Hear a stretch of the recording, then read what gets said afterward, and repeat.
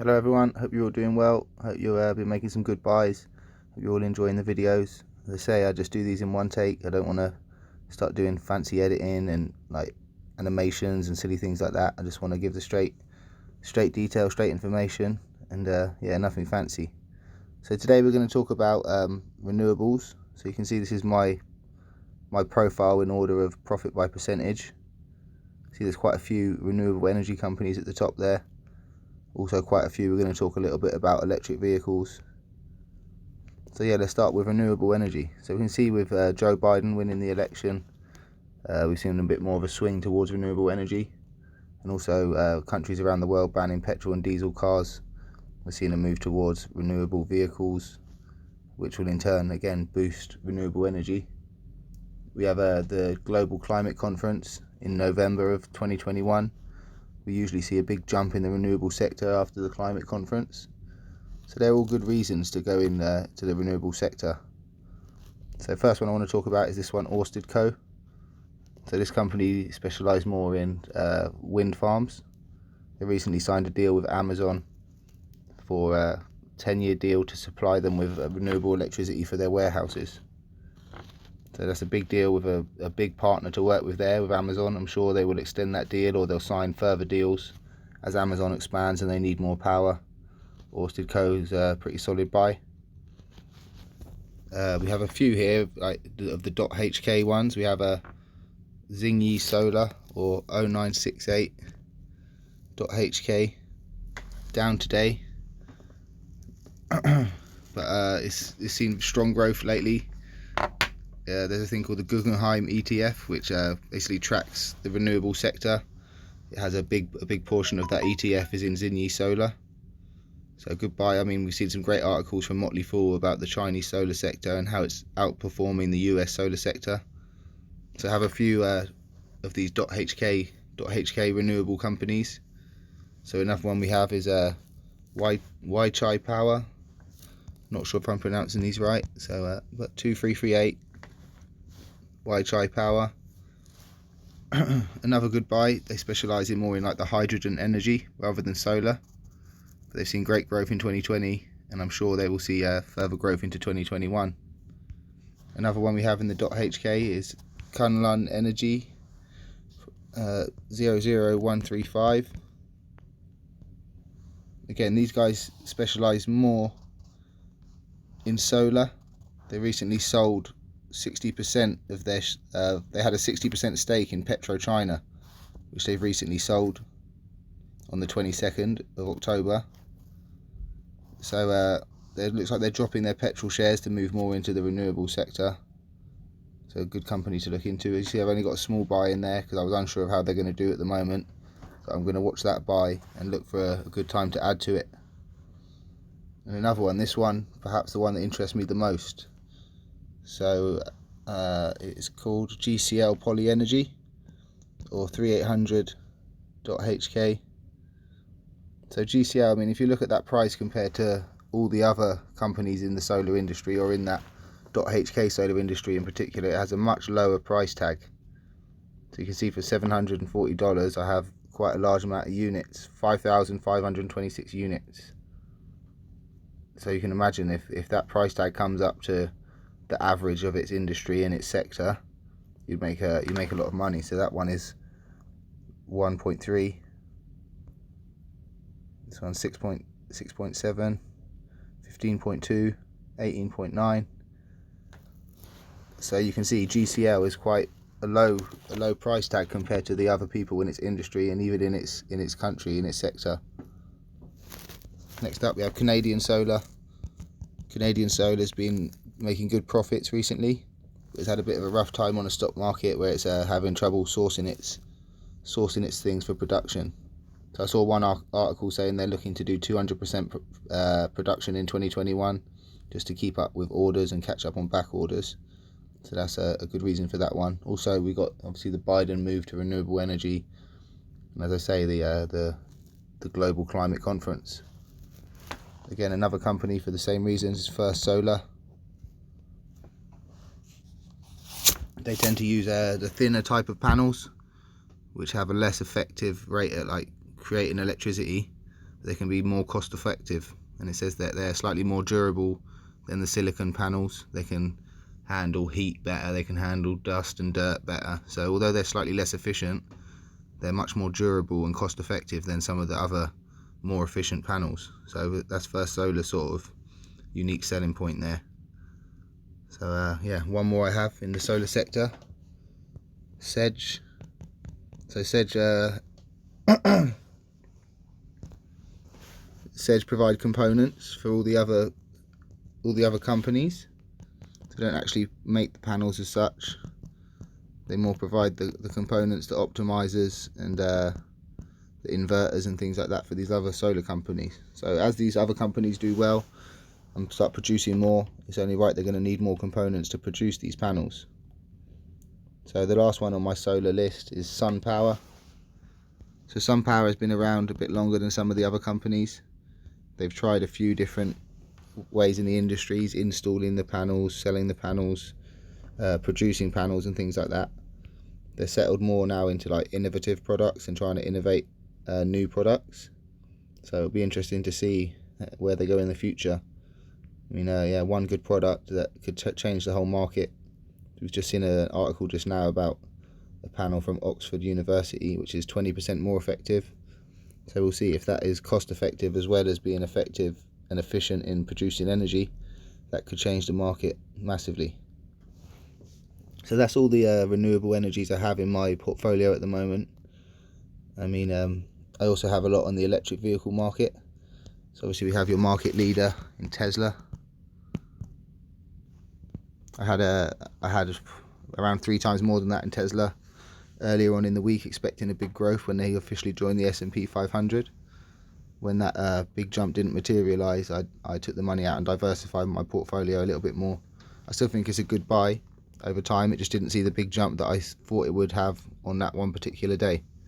But I'm sure in 2021 they're going to see some great growth as all the markets open up after coronavirus and we move more towards renewable energy.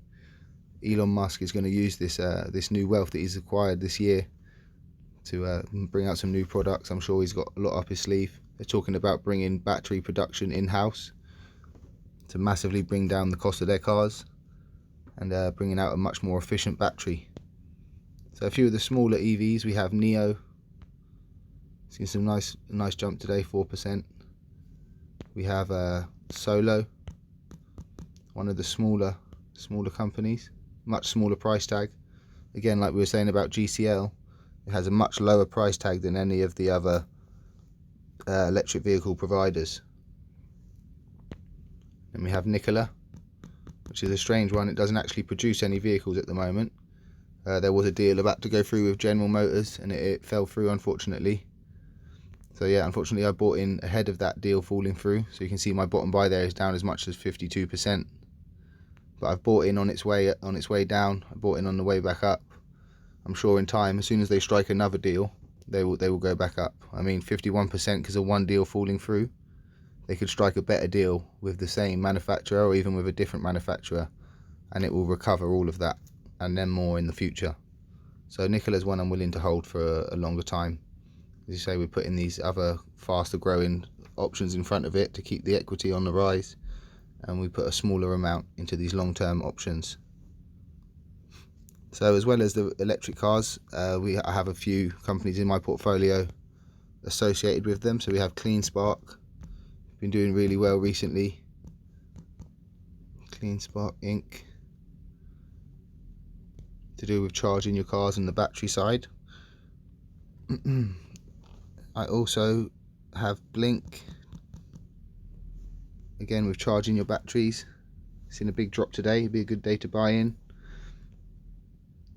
Fortunately, see, I've got one that's down as much as 22%, but I bought in again today because I'm sure they will go up over time. My buy from today is already 2% up, so you can imagine by the time that bottom buy catches up into profit, that top buy will be 24% up. I'm going to see if I can free some more equity tomorrow to put towards Blink. Yeah. And last but not least, I have a lot of faith in this one. I've been talking a lot about this one in my videos and recommending it to people. We have Lithium. So Lithium is going to be used in the making of all of these batteries and all of these new batteries. And I see one article said that the demand for lithium could see a rise of up to 500% in the next 5 years.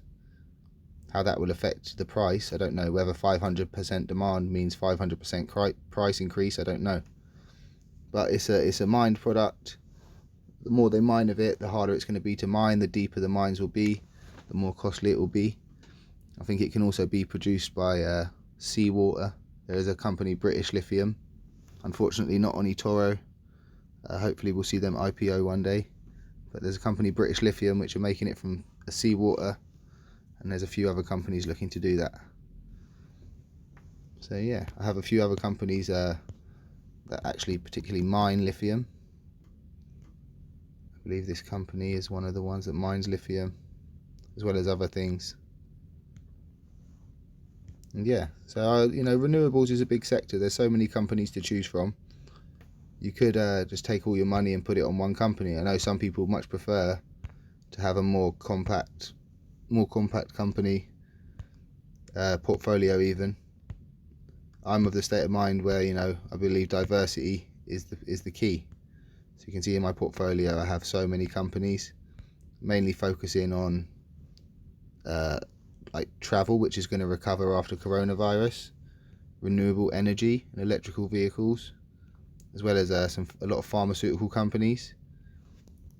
And there is some ones in there which don't meet that criteria, that have just come up from like research and from recommendations from some top accounts. And I've watched a lot of these copy portfolios that are performing well, and maybe cherry pick a few from these copy portfolios.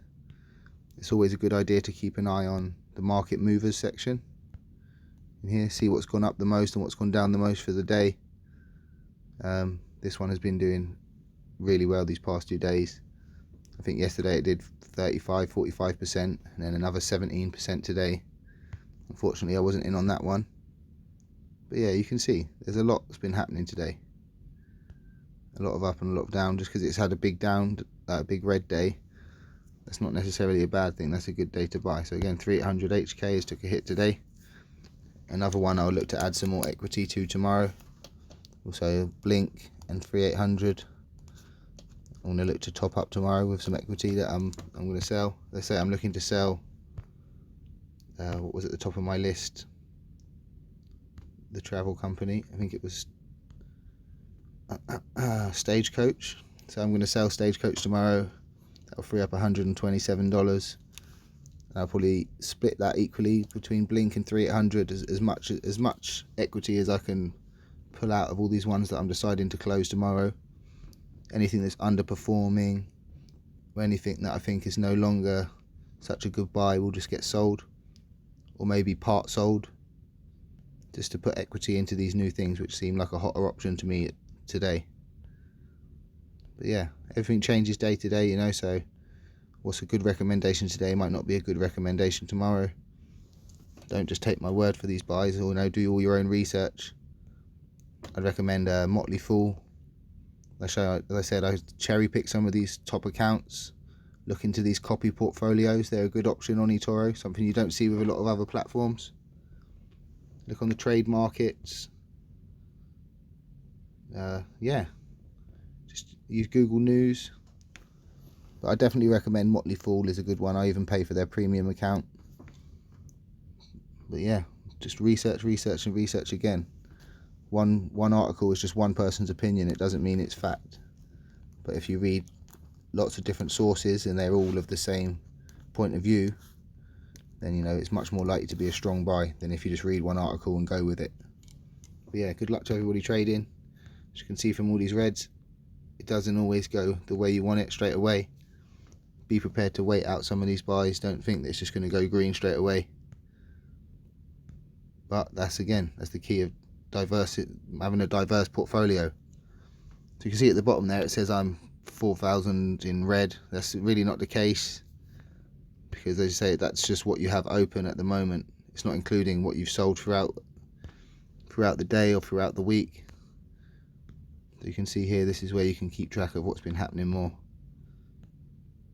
So yeah, good luck to everyone trading. Let me know in the comments if there's anything you want want me to discuss or anything you would want me to add.